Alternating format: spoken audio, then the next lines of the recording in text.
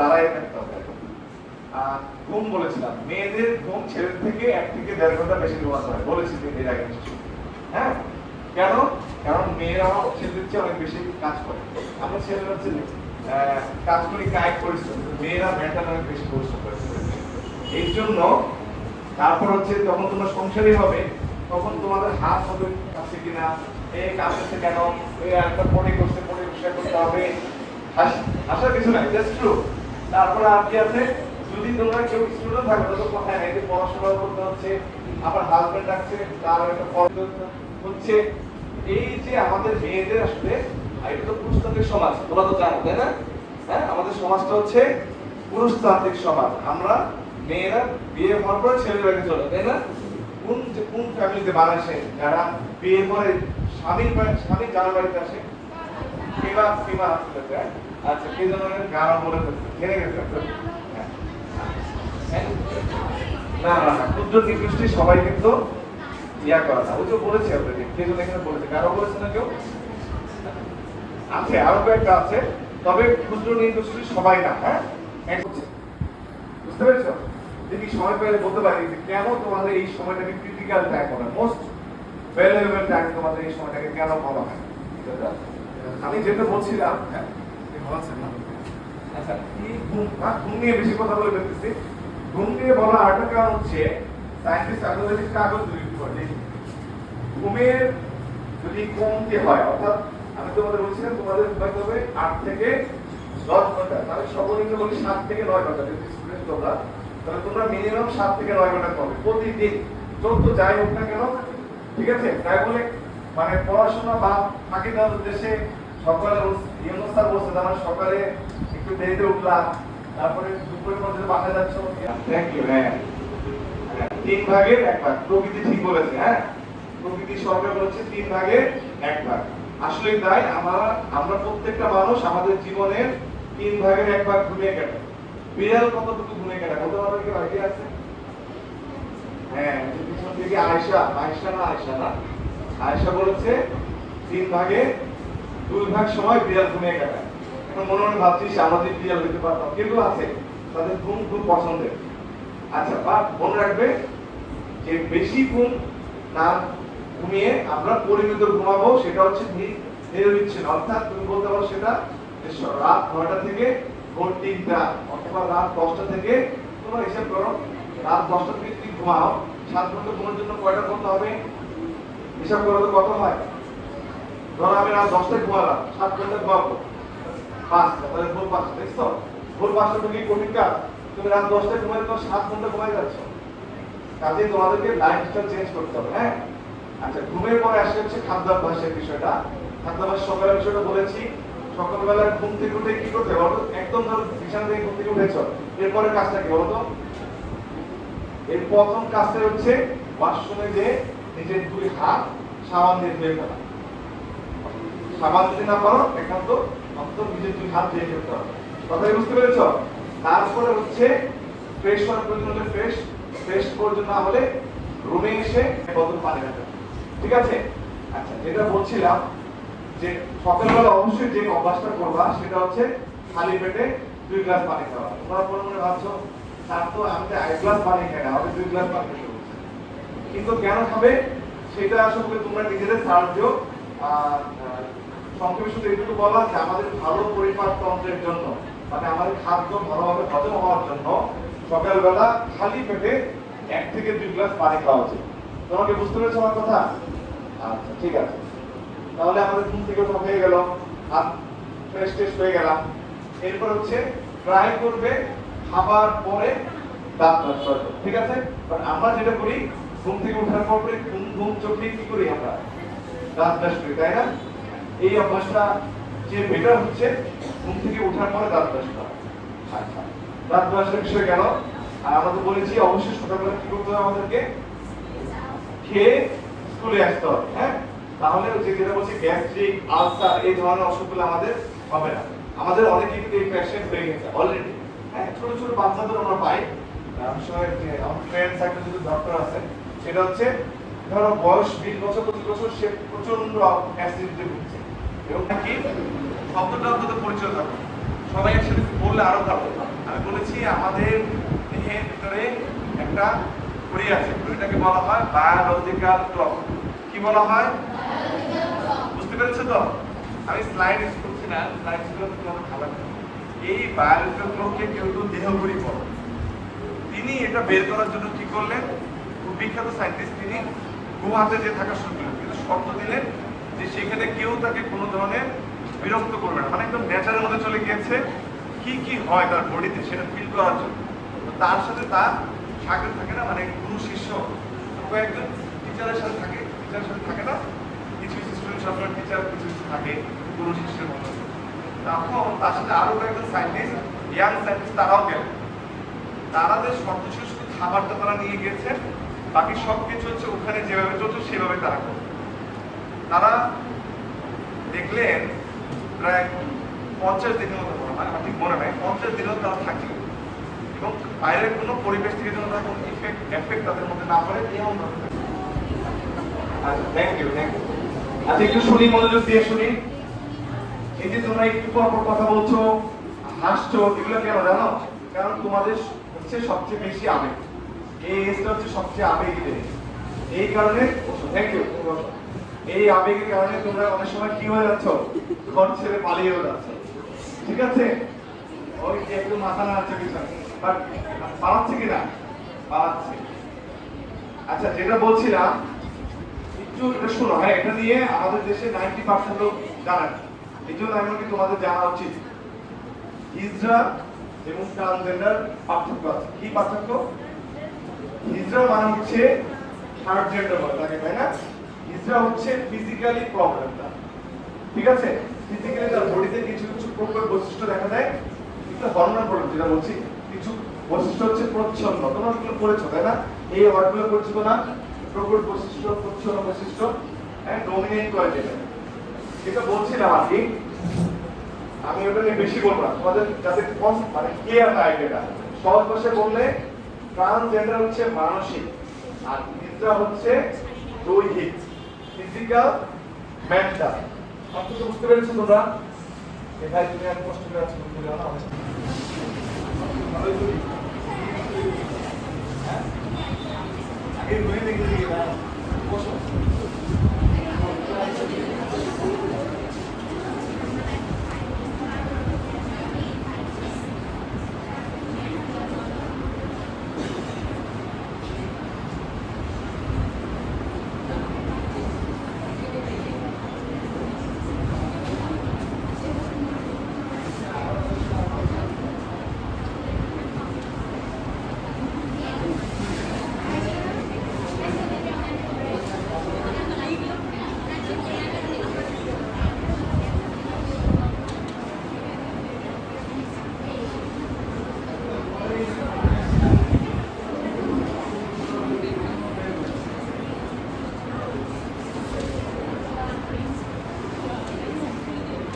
টেবিলটা এগিয়ে যায়, হ্যাঁ, ওখানে 50 থেকে 60টা পয়েন্ট আছে।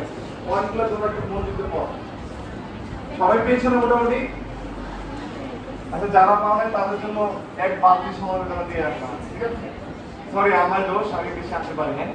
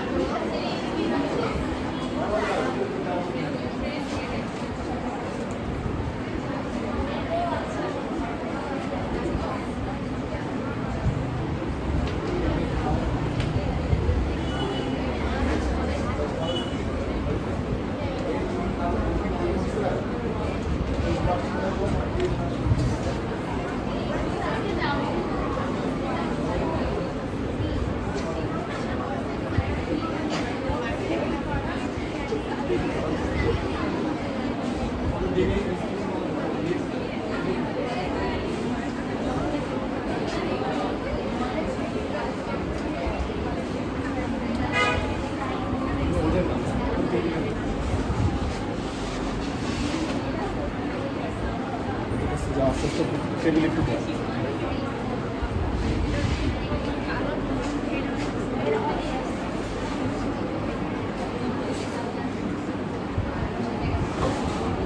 Be someone or something different that you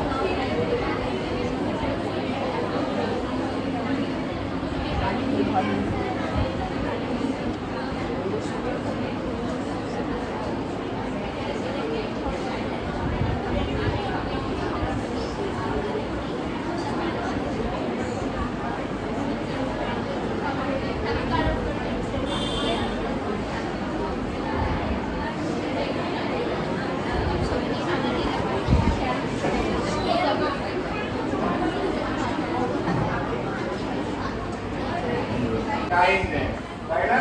এখানে সবকিছু মিলবে না আমার সাথে কেন? যেহেতু এটা হচ্ছে বাইরের একটা ওয়েবসাইট আছে, ওয়েবসাইট থেকে দাও। ওদের লাইফস্টাইল আমাদের লাইফস্টাইল চেঞ্জ আছে, যার কারণে অনেক কিছু মিলবে না, কিন্তু অনেক কিছু আমাদের মিলবে। এটা আমি যদি সংক্ষেপে বলি, অফ কাইন্ডনেস মানে কি? হ্যাঁ, সাইডটা বলবে? আচ্ছা বলো।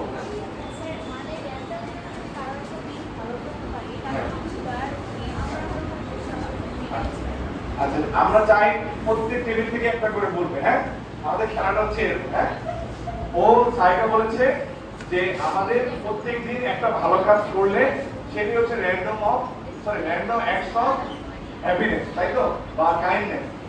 এখন যেটা বলতে চাচ্ছি তোমাদেরকে, তোমরা তো 50 জন হবে না, 50টা টেবিল হবে না, আরো কয়েকটা পয়েন্ট কি কি কাজ করলে আসলে আমাদের এই র্যান্ডম অ্যাক্টস অফ কাইন্ডনেসটা জন্মাবে বলতে পারবে? প্রথম এই টেবিলটা ধরি, বলো তো একটা কাজের নাম বলো না, স্পেসিফিক বলতে হবে, কাউকে কাউকে সাহায্য করে। আচ্ছা ঠিক আছে, কাউকে কেক বানিয়ে, ঠিক আছে। তোমার বলো তো একটা র্যান্ডম অ্যাক্টস অফ কাইন্ডনেস কি হতে পারে? খুব ঠিক, মানে কমন যেন না হয়, ওটা যেটা বলো মানুষ সেটা না বলো। আচ্ছা, তোমরা কি বলতে পারবে একটা কাজ, যে কাজটা করলে আমাদের একটা মানে এটা এই 50টা কাজের মধ্যে একটা হবে? হ্যাঁ, বলতে পারবে না? আচ্ছা, তোমরা কি বলতে পারবে? আচ্ছা হ্যাঁ, ও বলেছে হুট করে কাউকে ফুল বা চকলেট দিলে এটা হচ্ছে এক ধরনের random acts of kindness. Good, একটা গেল। তোমরা একটা বলো দেখি।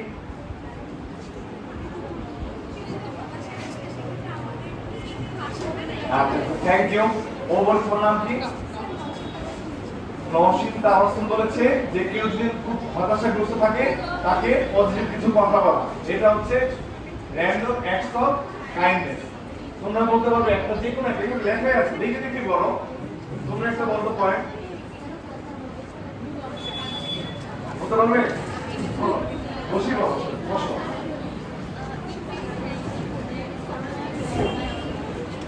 আচ্ছা, ও বলেছে কি নাম তোমার? একটু শুনি আমি আর সর্বোচ্চ 10 থেকে 15 মিনিট থাকবো। আমি চাই এই 10-15 মিনিট তোমাদের সাথে একটু মানে কি বলবো, একটু সুন্দরভাবে সময়টা কাটাবো, ঠিক আছে?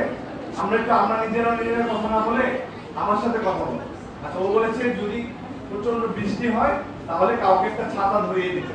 এটা এক ধরনের মানে কি বলে random acts of kindness. Good, thank you. বসো, তোমাদের টেবিলে একটা বলো দেখি।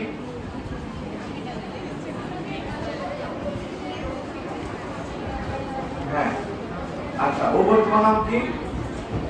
হ্যাঁ, আচ্ছা, মুশফিকের রাজা। মুশফিকের খুব ভালো গান গায়, তাই না? ওরা একটা গান ওকে না জানি আমি ভিডিও করেছিলাম, এটা ইউটিউবে দিয়ে দিয়েছিলাম। মুশফিকা নিজে জানে না। আচ্ছা, হোয়াটএভার, যেটা মুশফিকা বলেছে যে নিজে থেকে ভলেন্টিয়ারলি কিছু কাজ করা, তো স্বেচ্ছাশ্রম, এটা একটা পয়েন্ট। Thank you Mushfika. আর তুমি একটা বলতে, হ্যাঁ, make someone love. Thank you. এও বলেছে কাউকে, এটা বাংলা কি আমি বা ইংরেজি ভালো যায় না, হ্যাঁ, কাউকে হাসানো। হ্যাঁ, এক বেশি পয়েন্ট বলা যায়, তারপর আমরা শেষ হয়ে যাবে পয়েন্ট বলা। ঠিক আছে, হয়েছে, থ্যাংক ইউ। ও বলেছে কাউকে হাসানো বা কাউকে ভালোবাসা। এই ভালোবাসা বলতে হ্যাঁ হ্যাঁ, কিন্তু এই ভালোবাসা, সব ভালোবাসা মানে কিন্তু তোমরা ছেলে মেয়ের ভালোবাসা দিতে হবে, ঠিক আছে? হ্যাঁ, বুঝতে পেরেছো? হ্যাঁ, বলো। সরি, বাংলায় বলো, তাহলে আর বলো। Thank you. হ্যাঁ, ও কি নাম তোমার? আচ্ছা, জারিন তাসনিম বলেছে যে তোমার ফ্যামিলি মেম্বারদেরকে বলো আমি তোমাদেরকে অনেক ভালোবাসি। অর্থাৎ তুমি তোমার বাবাকে জড়িয়ে দিয়ে বলে বাবা আমি তোমাকে অনেক ভালোবাসি, মাকে জড়িয়ে দিয়ে বলে মা তোমাকে অনেক ভালোবাসি। আজকে একটা কাজ করতে হবে না, অফিসটা একটু শুনিয়ে আমরা যেটা বলছি, আজকে তোমরা বাসায় যে তোমার মাকে একটু জড়িয়ে ধরতে পারবে না? হ্যাঁ, প্রতিদিন কি যে জড়িয়ে ধরো, এই একজন এখনই জড়িয়ে ধরছে, ঠিক আছে? আমি বলছি তোমার মাকে ধরা যাচ্ছে, সেটা বান্ধবীকে ধরা যাচ্ছে।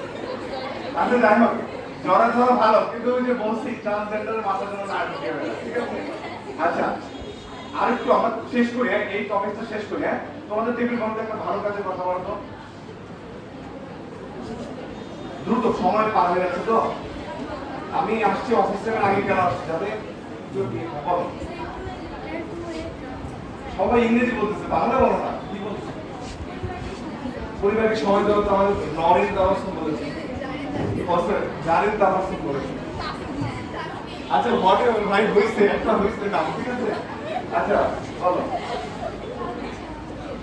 কাউকে সাহায্য তো বলেছে, আয়শা বলেছে। আচ্ছা, তোমাদের মধ্যে কেউ বলতে পারবে? হ্যাঁ, বলো। কাউকে ফোন দিয়ে খবর নেওয়া, এটা কি নতুন পয়েন্ট না? কাউকে ফোন দিয়ে খবর নেওয়াটা হচ্ছে র্যান্ডম অ্যাক্টস অফ কাইন্ডনেসের মধ্যে পড়ছে। বসো, তোমরা বসো। আমি যে প্রত্যেকটা টেবিল থেকে আসো, লাস্ট টেবিল থেকে কি বলতে পারবে? লাস্ট টেবিল থেকে একটা কাজ ইন জেনারেলি বলি হবে যে ভালো একটা কাজ। আচ্ছা, আমি তোমাদের টেবিল রুবাইয়া, তোমরা বলো তো।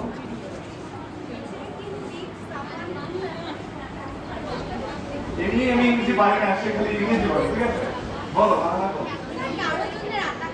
কারোর জন্য রান্না করা। গুড, কারোর জন্য রান্না করা। আমাদের ছেলেরা ভাবে কি জানো, তারা সব নবাবের ঘরে জন্মগ্রহণ করছে, তাদের রান্না বান্না শেখা লাগবে না। এটা আমাদের ছেলেদের মন মানসিকতা, ঠিক আছে? কিন্তু মনে রাখবে যে, বসো, থ্যাংক ইউ, যে রান্না বান্না বিশ্বের নাম করা সব রাঁধুনি হচ্ছে কারা? ছেলেরা। তো ছেলেরা যে রান্না করবে না, রান্না করে যে মেয়ে দেখা, এটা ভুল। বুঝতে পারছো? তোমাদের বাসায় ছোট ভাই দেখলে ঘাট ধরে বলবে আমার সাথে রান্না করা শেখ। আপনারা বলতে, হ্যাঁ, ছোট ভাইকে বলবো, আবার বড় ভাইকে ঘাট ধরতে যাবে, হ্যাঁ, ছোট ভাইকে বললো। এই যে রুবাই এত বড় ভাই আছে, এবার ঢাকা বিশ্ববিদ্যালয়ে চান্স পেয়েছে। রুবাই যদি বড় ভাইকে বলে তুই আমার সাথে রান্না করবি, তাহলে তো কেমন হয়ে যায়, তাই না? তবে ছোট ভাই যেগুলো আছে সবগুলো ধরে ধরে রান্না শেখা। আমাদের মেয়েরা অনেক কষ্ট করে রান্না করে, কিন্তু রান্না করে একটা শিল্প, মনে রাখবে। তো একটা কথা আছে না বাংলায়, যে রাত্রে জানে সে, সরি, যে চুলো বাঁধে সে রাত্রে খেতে একটা আছে না, ও যে রাধে সে চুলো বাঁধে। তো যারা ভালো ছাত্রী তারা কিন্তু ভালো রান্না বান্নাও করে, ঠিক আছে?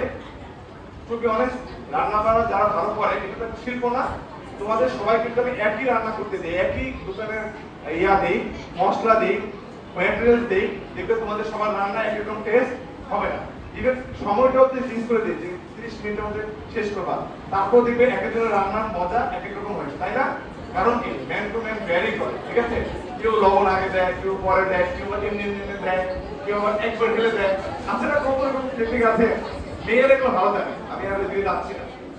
আচ্ছা আর 3-4টা পয়েন্ট বলো, আমরা এটা শেষ করে দিই। নতুন আমাদের তোমাদের টেবিলটাও সরি আমার ইংরেজি বাংলা বলো না।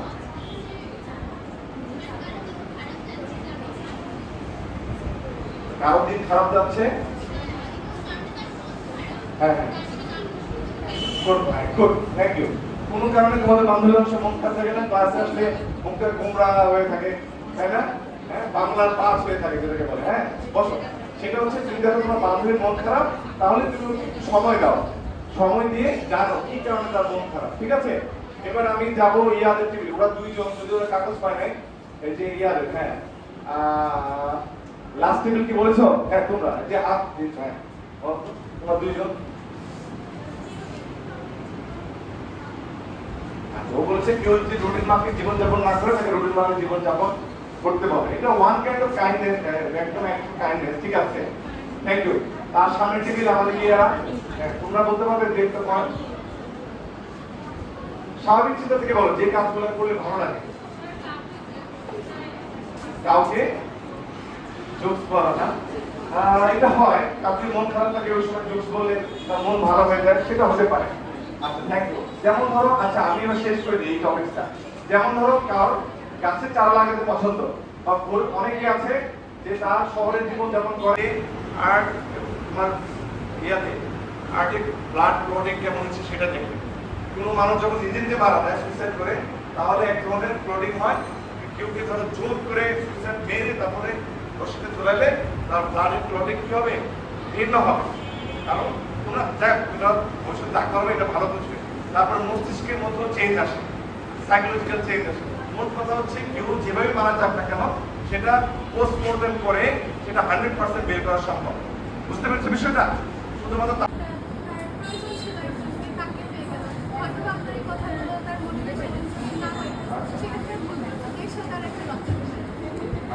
ধন্যবাদ মহসিন। তুমি বলো তো।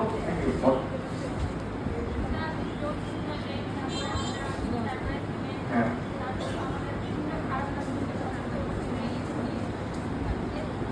আচ্ছা দুটোই হয়েছে। আচ্ছা লাস্ট আমাদের না হলে তিনের মধ্যে যদি ফিমা হাত তুলছো না, বলো।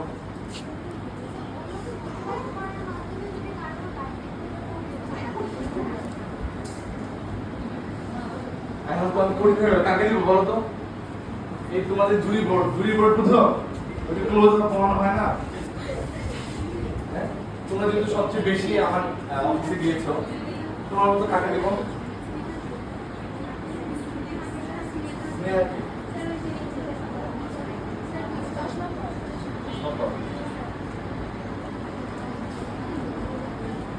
আচ্ছা আমি তিনজনকে বলবো, যাও বসো। Thank you. যেটা হচ্ছে এই যে আমি আসছি, আমার কি তোমাকে